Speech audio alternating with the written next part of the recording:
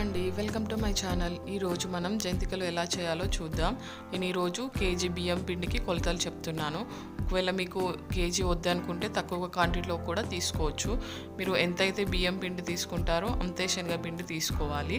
దాన్ని ఒకసారి జల్లించి ఒక బౌల్లోకి ట్రాన్స్ఫర్ చేసుకోవాలి. ఇందులో 2 టేబుల్ స్పూన్స్ కార్న్ఫ్లోర్ కూడా యాడ్ చేయండి, క్రిస్పీగా వస్తాయి. తర్వాత పిండి మొత్తం కలిసేలా మంచిగా ఒకసారి మిక్స్ చేయాలి. తర్వాత 1 టేబుల్ స్పూన్ ధనియా పౌడర్, 1 టేబుల్ స్పూన్ జీలకర్ర పౌడర్, ఒక 4 టేబుల్ స్పూన్స్ కారం, ఒక 2 టేబుల్ స్పూన్స్ సాల్ట్ యాడ్ చేయండి. మీరు మీకు కారం ఉప్పు నచ్చినట్టు వేసుకోవచ్చు, మీరు తినేదాన్ని బట్టి. తర్వాత అన్ని మిక్స్ అయ్యేలా మంచిగా కలుపుకోవాలి. తర్వాత ఒక గ్లాస్లో వాటర్ తీసుకొని కొద్దిగా పిండికి యాడ్ చేసుకుంటూ మిక్స్ చేసుకోవాలి.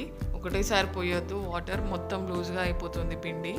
జంతికలకి పిండి మరీ సాఫ్ట్గా ఉండకూడదు, మరీ టైట్గా ఉండకూడదు, మీడియంగా కలుపుకోవాలి. ఇలా మంచి కలుపుకొని ముద్ద చేసుకున్న తర్వాత జంతికల గుట్టం తీసుకొని దానికి కాస్త అప్లై చేసి మనం కలిపి పెట్టుకున్న పిండిని అందులో వేసి క్యాప్ పెట్టుకోవాలి. తర్వాత ఒక జిల్లిగంట తీసుకొని దానిపై ఒకసారి చుట్టుకుంటే అయిపోతుంది.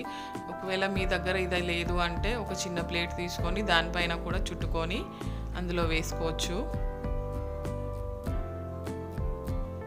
చూడండి, బబుల్స్ వస్తున్నాయి కదా, ఆయిల్ అంతా వేడి ఉండాలి, లేకపోతే జంతికలు మెత్తగా అయిపోతాయి. మొత్తం వేగిన తర్వాత బబుల్స్ అన్నీ పోతాయి. తర్వాత తీసుకొని ఒక బౌల్లో వేసుకుంటే ఎంతో టేస్టీగా ఉండే జంతికలు